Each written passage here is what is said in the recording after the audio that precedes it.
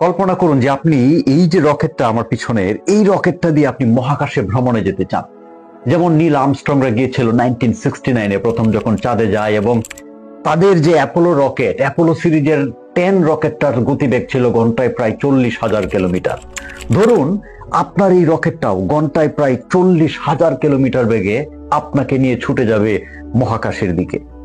আপনি যদি এই পৃথিবীটা থেকে ওই যে দূরের চাঁদটা দেখা যাচ্ছে সেই চাঁদে যেতে চান, নন স্টপ যদি এগিয়ে যান, তাহলেও 10 ঘন্টা সময় লাগবে চাঁদে পৌঁছাইতে, ঘন্টায় 40,000 কিলোমিটার বেগে ছুটলেও। কিংবা আপনি যদি মঙ্গল গ্রহে যেতে চান, তাহলে আপনার প্রায় 8 মাস সময় লাগবে যদি নন স্টপ আপনি 40,000 কিলোমিটার বেগে ছুটেন, কারণ মঙ্গল গ্রহের যে অ্যাভারেজ দূরত্ব প্রায় 22 কোটি কিলোমিটার, সেই অবস্থানে যদি গ্রহে আপনি পৌঁছাইতে চান।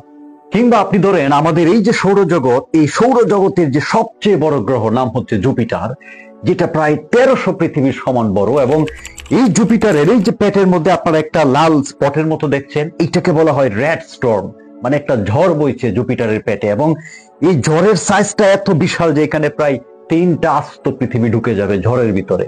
একবার চিন্তা করেন যে এই যে বৈশাখ মাসে যে ঝড় আসে, কিংবা মাঝে মাঝে আমরা দেখি যে ঘূর্ণিপাকে বাতাস উঠছে, এরকম একটা ঝড়ের সাইজই হচ্ছে যে আপনার প্রায় 3টা পৃথিবী সমান, যেটা চলছে এই জুপিটারের ভিতরে। আপনি যদি এই জুপিটার গ্রহটাতে যেতে চান এবং একটানা যদি আপনার রকেটটা চলতে থাকে, তাহলে প্রায় 2.5 বছর সময় লাগবে এই জুপিটার গ্রহে পৌঁছাইতে এই পৃথিবী থেকে। কিংবা আপনি যদি ধরেন যে আপনি কোনো চাঁদ গ্রহ বা কোথাও যাবেন না, সরাসরি সূর্যের কাছে যাবেন, সেখানে যেতেও আপনার প্রায় 5 মাসের উপরে সময় লাগবে, কারণ সূর্যটা আপনার কাছ থেকে প্রায় 15 কোটি কিলোমিটার দূরে আছে। কিংবা আপনি যদি এই সব কিছু বাদ দিয়ে একেবারে এই গোটা সৌরজগৎটার শেষ সীমানায় যেতে চান, আপনি যদি নন স্টপ 40,000 কিলোমিটার বেগে ঘন্টায় যান, তারপরেও 50 বছর সময় লাগবে সৌরজগতের শেষ মাথায় পৌঁছাইতে। ধরুন আপনি সৌরজগতের পুরোটা ভ্রমণ করে ফেলেছেন এবং এখন আপনি রকেট নিয়ে ছুটতে চান আমাদের সৌরজগতের সবচেয়ে নিকটবর্তী যে নক্ষত্র, নাম হচ্ছে প্রক্সিমা সেন্ট্রাই।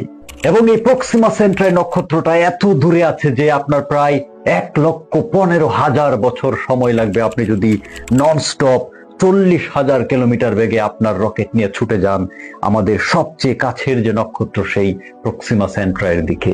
এরপর ধরেন আপনার মন চাইলো যে না, আপনি আমাদের এই যে গ্যালাক্সি, যে গ্যালাক্সিতে আমরা আছি, আমাদের এই সৌরজগৎ আছে, এবং এইরকম প্রায় 10,000 থেকে 40,000 কোটি সৌরজগতের মতো নক্ষত্র গ্রহ সবকিছু মিলিয়ে থাকতে পারে, এই গ্যালাক্সিটার সেন্টারে আপনি যেতে চান। আপনি দেখতে চান যে একেবারে সেন্টারে কি আছে সেই যে বিশাল ব্ল্যাক হোলটার জায়গায়।